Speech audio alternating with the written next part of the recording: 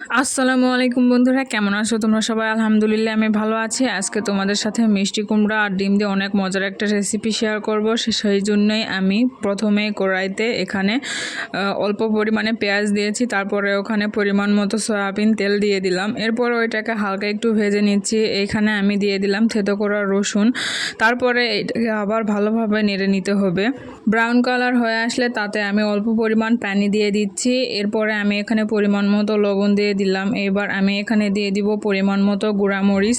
এরপরে আমি এখানে দিয়ে দিব পরিমাণ মতো হলুদ। তারপরে আমি এখানে দিয়ে দিব গরম মশলার গুঁড়া। এটা আমরা বাসায় বানিয়ে রেখেছি। যারা তোমরা আমার নিয়মিত ভিডিও দেখো তারা অবশ্যই জানো আমি প্রায় রান্নাতে এই মশলাটা ব্যবহার করে থাকি। এখানে সাদা এলাচ, কালো এলাচ, দারুচিনি এইটা হালকা একটু ভেজে টেলে রেখেছিলাম, সেইটাই ব্যবহার করি। তারপরে এগুলো মিক্স করে নিয়েছি। মশলাগুলো মিক্স করে নেওয়ার পরে আমি এখানে ডিম ব্যবহার করছি। এখানে আমরা 3টা ডিম দিয়ে দিব। তো 3টা ডিমই আমি ভালোভাবে ভেঙে এখানে দিয়ে দিলাম। এরপরে এই ডিমগুলোকে ভালোভাবে মশলার সাথে মিক্স করে নিতে হবে।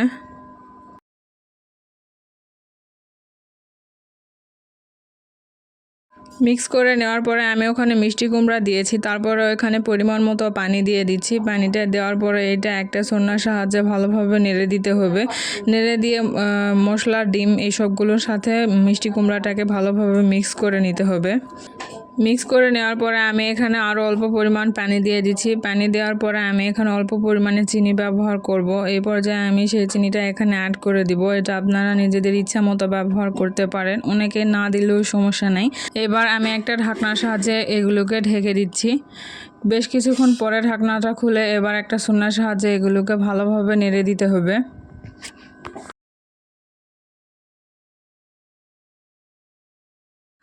নেড়ে দেওয়া হয়ে গেলে আবার ঢাকনা দিয়ে ঢেকে দিতে হবে।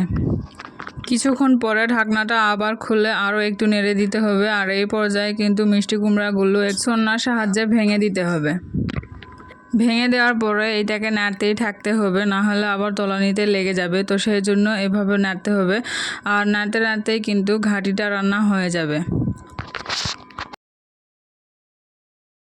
তো তোমরা দেখতে পাচ্ছ যে আমাদের মিষ্টি কুমড়ার ঘাঁটিটা কিন্তু রান্না হয়ে গিয়েছে। আর দেখতেই পাচ্ছ কত সুন্দর একটা কালার এসেছে।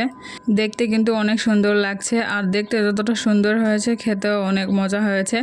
এরপরে আমি এখানে ভাজা জিরের গুঁড়ো উপর দিয়ে দিচ্ছি। দিয়ে দেওয়ার পরে একটা ছুরির সাহায্যে নেড়ে এগুলোকে ভালোভাবে মিক্স করে নিব। আমি আশা করি আমার এই রেসিপি তোমাদের কাছে ভালো লাগবে। যদি ভালো লাগে অবশ্যই একটা লাইক, কমেন্ট করবে। আর আমার চ্যানেলটিকে যারা সাবস্ক্রাইব করোনি অবশ্যই সাবস্ক্রাইব করে পাশেই থাকবে। তোমরা যারা এভাবে মিষ্টি কুমড়া রান্না করে খেয়ে দেখোনি তারা এভাবে ট্রাই করে দেখবা। আর রান্না করে কেমন হলো অবশ্যই কমেন্টে জানাবা। আর একটা করে লাইক দিবা। তোমাদের একটা লাইক, একটা কমেন্ট আমাকে অনেক বেশি ইন্সপায়ার করে।